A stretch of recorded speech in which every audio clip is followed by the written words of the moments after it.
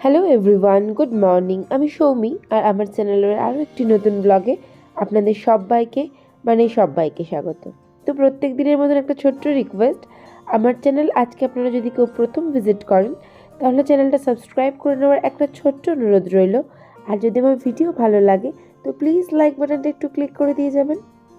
তো চলুন, নতুন একটা দিন, নতুন একটা ভিডিও আপনাদের সাথে স্টার্ট করা যাক। তো সকাল সকাল এক কাপ চা নিয়ে আমি বসে গেছি। ঠান্ডাটা কিন্তু আমার কথা অনুযায়ী কমেনি। তো অনেকেই বলছে নাকি একটু কম, বাট আমার লাগছে না। তো আজকে আমি একটু ব্যস্ত, কারণটা একটুখানের মধ্যেই আপনাদেরকে আমি বলছি। তো এক কাপ চা নিয়ে বসেই গেছি। আর যেহেতু খুব ঠান্ডা লাগছে, উঠে যে ব্রেকফাস্ট রেডি করবো কিন্তু সেটা করতে আমার ইচ্ছা করছে না, কিন্তু ব্রেকফাস্ট তো আমাকে রেডি করতেই হবে। তো আজকেও আমি ভেবেছি একটু ব্রেকফাস্টে আমি সরু চাকলি পিঠা করব। সরু চাকলি পিঠা আর গুড়টা ফুরিয়ে গেছে, কামাল যদি গুড় এনে দেয় তো ভালো, আর না হলে একটুখানি তরকারি তো করবই।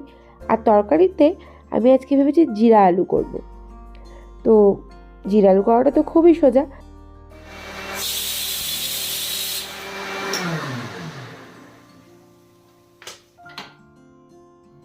তো ওইদিকে মিক্সিতে ওটা আমি পেস্ট করে নিলাম, ওই চাল আর বিউলির ডাল, মানে 1 কাপ চাল হলে 1/2 কাপ বিউলির ডাল, এই রেশিও দিয়ে আমি এটা করলাম আমি পেস্টটা এই সরু চাকলি পিঠার জন্য।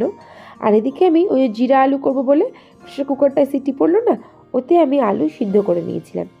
আর মশলার মধ্যে এখানে জিরে অবশ্যই, যেহেতু জিরা আলু, আর কাঁচা লঙ্কা কুচি। জিরাটা একটু বেশি দিতে হবে, জিরেটা মানে জিরা নয় জিরে, ঠিক আছে, জিরে আলু। আর হচ্ছে গিয়ে একটু হিঙের গন্ধ সত্যি খুব সুন্দর, তো এই হিংটা দেব। আর এরপরে আমি এটা সুন্দর করে একটুখানি স্মেলটা সুন্দর একটা গন্ধ বেরোলে এর মধ্যে আমি যে সিদ্ধ করে রেখেছি আলুগুলো, সেই আলুগুলো আমি দিয়ে দেবো। তো খুব সুন্দর করে নেড়ে নেবো, মানে বেশ একটুখানি আলুগুলোর গায়ে লালচে লালচে দাগ হয়ে যাবে। তারপর আমি এর মধ্যে একটুখানি গোলমরিচ দিলাম, আর মাঝে মাঝে আমি একটু লঙ্কা গুঁড়ো হলুদ গুঁড়ো দিই, তবে আজকে আমার ইচ্ছে নেই। আর একটু দিলাম আমচুর পাউডার, তো এই আমচুর পাউডারটাও দিয়ে দিলাম। আর হচ্ছে গিয়ে এবার একটু ওই যে বললাম একটু সুন্দর করে লাল লাল করে নাড়ি। তারপরে আমি এর মধ্যে একটু লবণ দেবো। আমি লবণ দিয়েছিলাম, তবে আমার মনে হচ্ছিল না, লবণটা কম হলেও হতে পারে। আর একটুখানি যে ধনে গুঁড়ো ধনে পাতা দিয়ে দিলাম। আর ধনে পাতাটা না একটু বেশি কেটে ফেলেছিলাম, সেই জন্য হাফটা দিলাম আর হাফটা রেখে দিলাম। আর এদিকে আমি সরু চাকলি পিঠাটা শুরু করে দিয়েছি করা। তো সরু চাকলি পিঠাটা সুন্দর, দেখুন এরকম সুন্দর পাতলা পাতলা সরু চাকলি পিঠাটা কিন্তু হয়, আমার কিন্তু বেশ লাগে খেতে। হ্যাঁ, আমি গত বছর শীতে মনে হয় বানাইনি, তবে এবছরেরটা বানাচ্ছি। মাও খুব ভালোবাসে। আর এর আগে একদিন যেদিন বানিয়েছিলাম না, খুব একটা সুন্দর হয়নি, তবে আজকেরটা খুব একটা খারাপও হয়নি। শুধু বা পিঠে পুলি করতে আমি কিন্তু খুব একটা এক্সপার্ট নই, এটা কিন্তু সত্যি কথা। তো আজকে সকাল সকাল উঠে পড়ার একটা বিশেষ কারণ ছিল, সকাল সকাল কাজ শুরু করার আর একটু ব্রেকফাস্ট করতেই হবে, এর একটা বিশেষ কারণ ছিল যে বোন এসেছে। একটুখানি 2 দিন থাকবে। 2 দিনের বেশি না ওর পক্ষে থাকা সম্ভব নয়, কারণ ও একটু কাজ করে, ঘরে বসেই কাজ করে। ওর টেলারিং আছে, ওর টেলারিংয়ের বিজনেস। ও খুব সুন্দর ডিজাইনার ব্লাউজ বানায়, চুড়িদার বানায়, এটা ওর কাজের মধ্যেই পড়ে। এটা ওর প্রফেশন।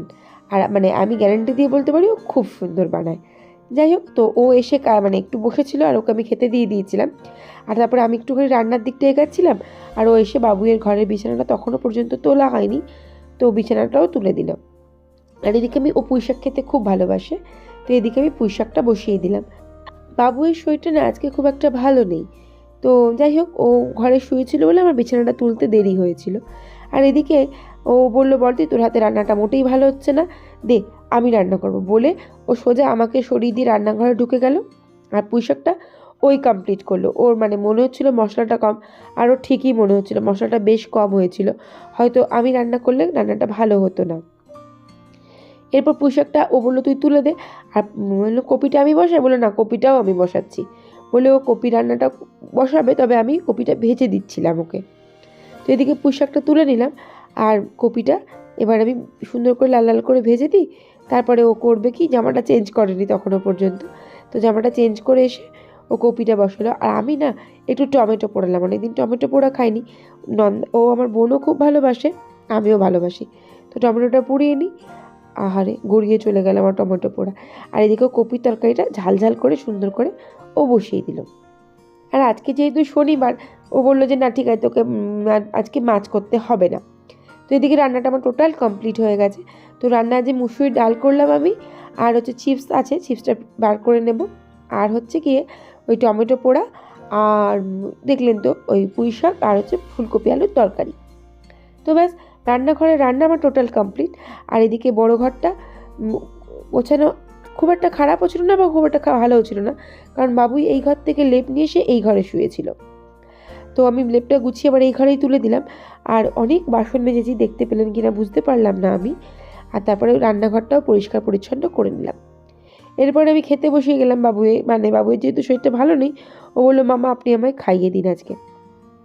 তো বোন বললো আরও আমাকে এক গাল দে। তো ওকে আমি 2 গাল খাইয়ে দিলাম, আর তারপরে বাবুইকে আমি খাইয়ে দিলাম। ওর আজকে নিজে খাবার একেবারেই ইচ্ছে নেই।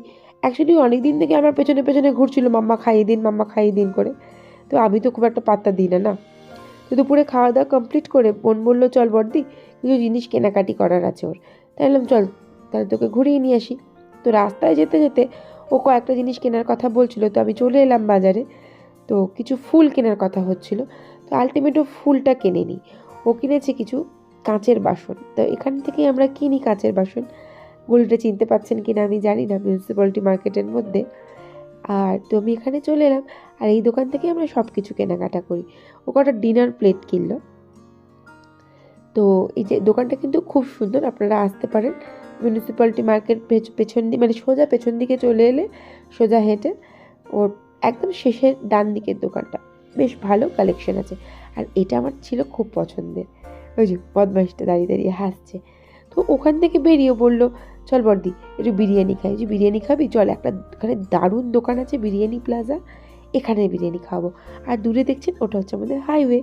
আর এটা কিন্তু আমাদের একমাত্র সড়ক পথ যেটা আমাদের উত্তরবঙ্গের সঙ্গে যোগাযোগ করায়। যাই হোক, তো আমি দুটো বিরিয়ানি কিনলাম, আর কিনে সোজা চলে এলাম বাড়িতে। আর এই বিরিয়ানিটা জাস্ট অমৃত, অসাধারণ খেতে। তো বাড়ি এসে দেখি মা রুটি করে ফেলেছে, মোটামুটি সব রুটি কমপ্লিট, আর দুটো কি একটা বাকি ছিল।